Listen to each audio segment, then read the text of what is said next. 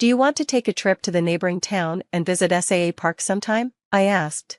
SAA Park? You mean the one where you can barbecue? That huge nature park?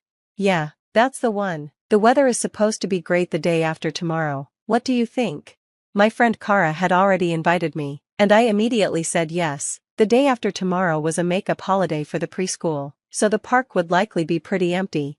Wait a second, isn't that Mrs. Sanders? A voice suddenly called out my name. Surprised, I turned around. I thought so. You're Amy, right? The person speaking seemed to know me, but I couldn't place them. I stood there blankly, trying to recall. Oh, sorry, you probably don't remember me. I'm Dan from the sales department at the same company as your husband, Tom. We met at a company dinner once.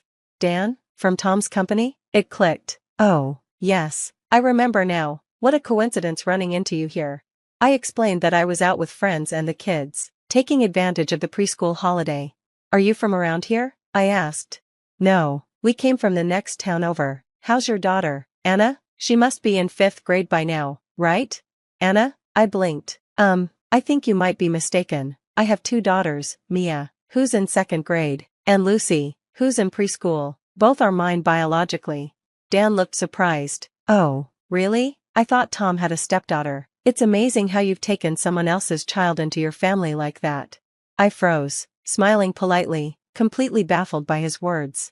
So, he continued, is it hard raising a stepchild compared to your own?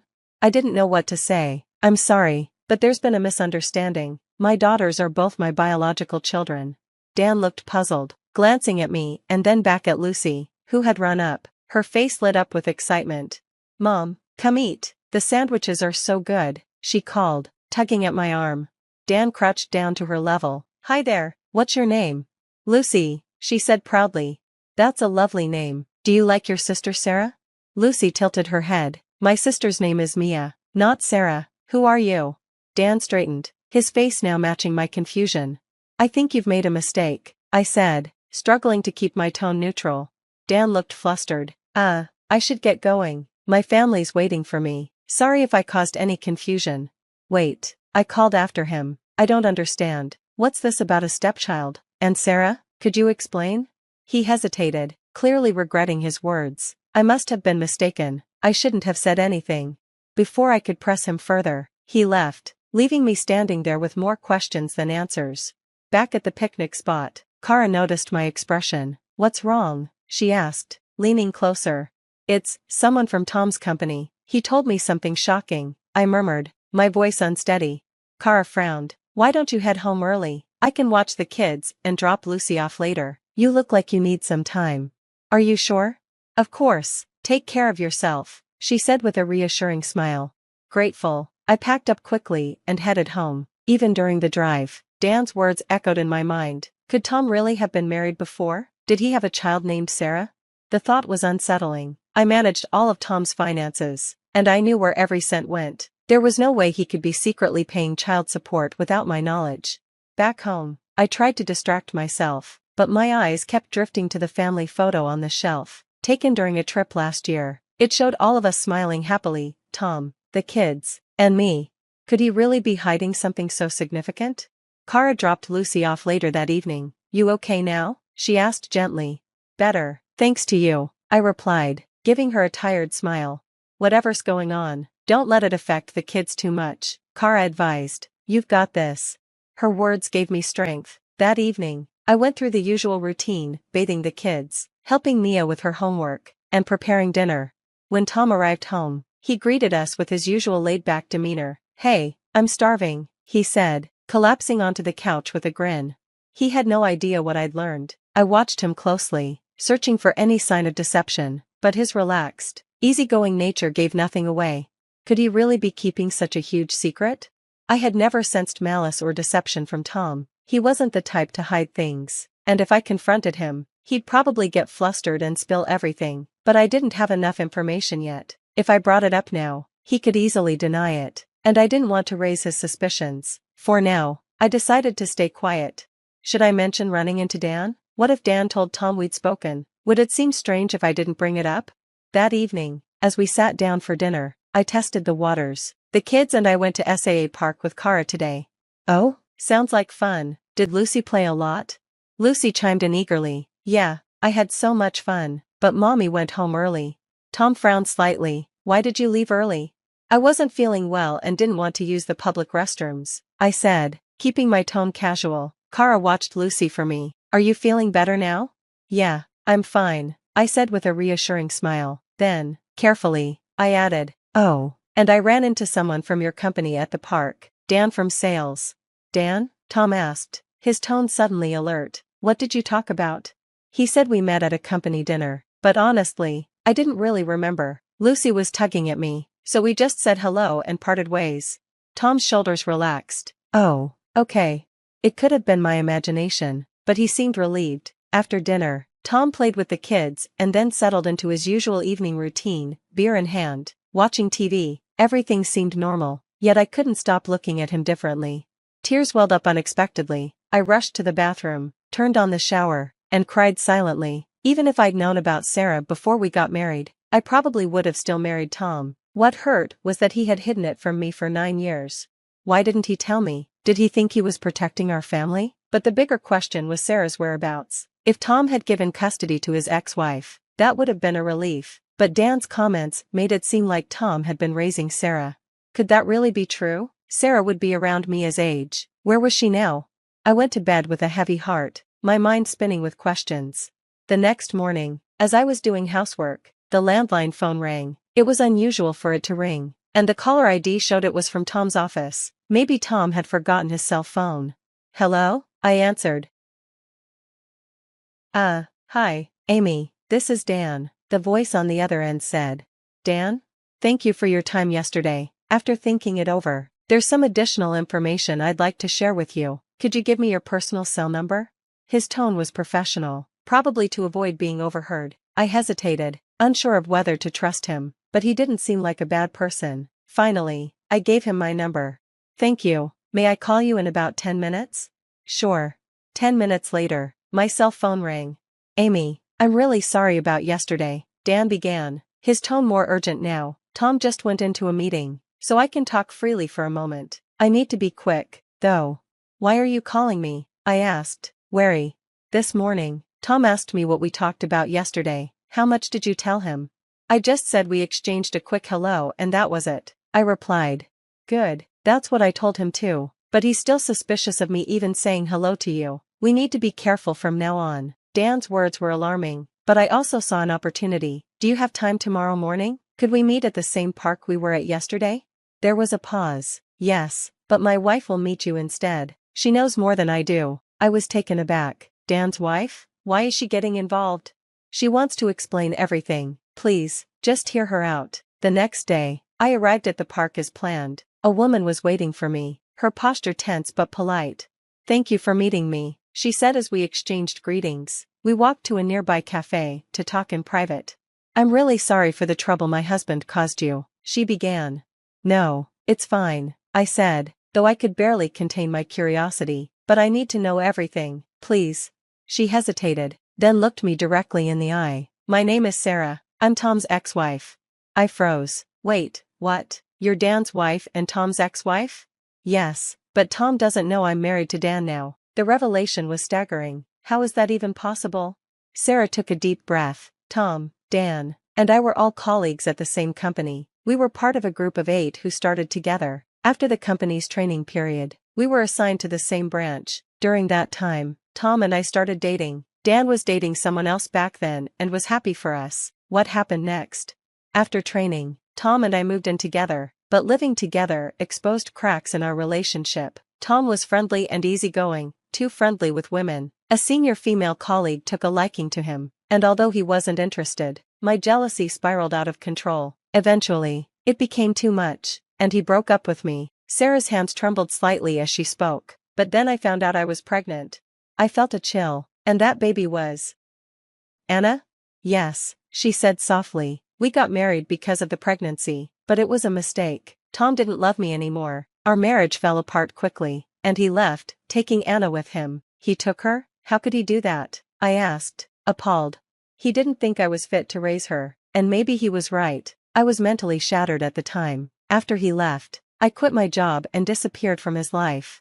Sarah's voice broke as she continued. A few years later, I ran into Dan. He told me Tom had remarried. He even showed me pictures of Anna. She looked happy, so I decided not to re-enter her life. I just wanted to wish her happiness from afar. But Dan seemed to think Anna was living with Tom, I said, my voice trembling.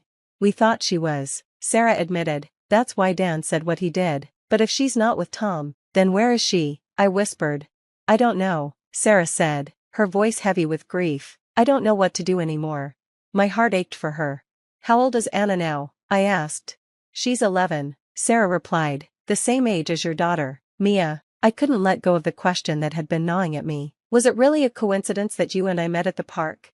Dan hesitated. Yes, it truly was. I wanted to believe him, but my trust was fractured. It's hard to trust anyone right now. I've been with Tom for almost 10 years. And if what you're saying about Anna is true, I need to find out where she is. But part of me still wants to believe Tom wouldn't keep something like this from me. He comes home at the same time every day, spends weekends with us, and never goes anywhere alone. Could he really be hiding something this huge?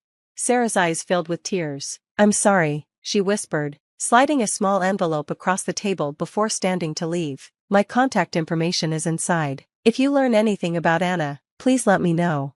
She walked out of the cafe, and I stared at the envelope in front of me. My hands trembled as I opened it. Inside was a single photograph and a slip of paper with Sarah's number. The picture showed a younger Tom holding a newborn baby, smiling alongside Sarah. It was Anna. Back home, I was lost in thought, barely aware of my kids watching me. Mia tilted her head. Mom, you dropped your rice in your soup. Snapping out of it, I smiled weakly and apologized, cleaning up the mess, but my mind couldn't quiet down. I needed a plan. If I didn't pull myself together, Tom might notice something was wrong. How about we visit Grandma and Grandpa this weekend? I asked, forcing a cheery tone. Mia and Lucy's faces lit up. Grandma's house? Yay, they started bouncing in their seats. Sit down before you fall, I said, trying to keep the mood light. It's just for a few days. A friend from high school wants to meet up while I'm there. Tom raised an eyebrow but shrugged. Sure, take your time. I'll just have a lazy weekend at home. The lie came easily, though it left a bitter taste in my mouth. Tom seemed completely unbothered by my sudden plan. Was his calmness just his usual demeanor, or was it something more sinister? After dropping the kids off at my parents' house that weekend, I parked at a cafe near the train station and opened the envelope again. My chest tightened as I looked at Anna's photo. The girl in the picture was a stranger to me, but she was undeniably part of Tom's past, and possibly his present. I pulled out my phone and checked Tom's GPS location. The app showed no movement. My anxiety grew with each passing minute, but suddenly, his location changed. He was on his bike, heading away from home. I rushed to my car, following the signal. After about 30 minutes, it stopped at a small, secure apartment building. I parked a block away and walked toward the building, unsure of what I would find. Standing outside, I debated my next move. I didn't want to barge in, but I couldn't leave without answers. Desperate, I called Sarah to update her. She and Dan arrived within the hour. Just as we were deciding whether to wait longer, the building's door opened. Tom walked out, arm in arm with a tall woman. They were laughing, their body language unmistakably close. I froze, covering my mouth in shock. Dan placed a steadying hand on my shoulder as Sarah's eyes filled with tears. That's Lisa, Sarah whispered. She's a former colleague of Tom's. He was seeing her while we were married. I turned to her in disbelief. So, this has been going on for over 10 years? I don't know, Sarah said. She left the company a while ago. Maybe they broke up and got back together. But where's Anna? I couldn't stay silent any longer. Tom, I called out. He flinched, spinning around to see us. His face paled when he recognized us standing together. Amy, Sarah, Dan, what's going on? Why are you all here? That's what I should be asking. I shot back. What are you doing here, Tom? He quickly unlinked his arm from Lisa's, but it was too late. Dan had already snapped several photos. Lisa smirked. Well, this is awkward. Hi, Amy. Nice to finally meet you. I'm Lisa. You must be the current wife. Her tone was mocking, and I felt anger bubbling inside me. Explain yourself, I demanded.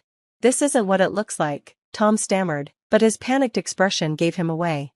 Where's Anna? Sarah asked, her voice trembling. Is she here? Are you hiding her? Tom sat down heavily on a nearby planter, his head in his hands. He muttered something, but we couldn't hear him until Lisa interrupted.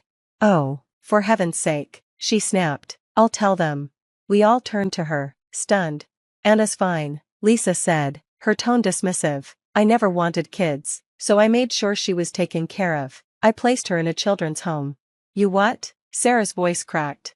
Lisa rolled her eyes. She's in a good facility, 2 states away. Tom wanted to marry you, Amy, but I told him he couldn't mention Anna. It would ruin everything. Sarah grabbed Tom by the shoulders, shaking him. You gave her up? You just abandoned her? Tom finally looked up, his face a mask of shame. I thought it was best. I didn't know what else to do. Lisa convinced me it was for the best. You didn't even try, I shouted. You lied to everyone, to Sarah, to me, to yourself. How could you do that to your own daughter? Tom broke down sobbing, but none of us felt pity. Sarah turned to Lisa, her expression fierce. You'll both face the consequences of this. Anna deserves better than what you've done to her. In the weeks that followed, I filed for divorce. Dan and Sarah reunited with Anna after confirming her identity through DNA tests. Though Anna didn't recognize Sarah at first, the bond between them began to grow. Sarah vowed to give Anna all the love she had been denied. As for Tom, he lost his job and reputation after Dan reported his actions to their company. He now works a menial job in a small town, far removed from the life he once knew. Sarah, Dan, and I have stayed in touch, forming an unlikely but supportive friendship. They sometimes watch Mia and Lucy for me, and we've built a sense of community through our shared pain and resilience. Looking back, I wonder if I could have stayed blissfully ignorant, but the truth has a way of surfacing, and when it did, everything changed. For my children, for Anna, and for myself, I chose to move forward, determined to create a life built on honesty and love.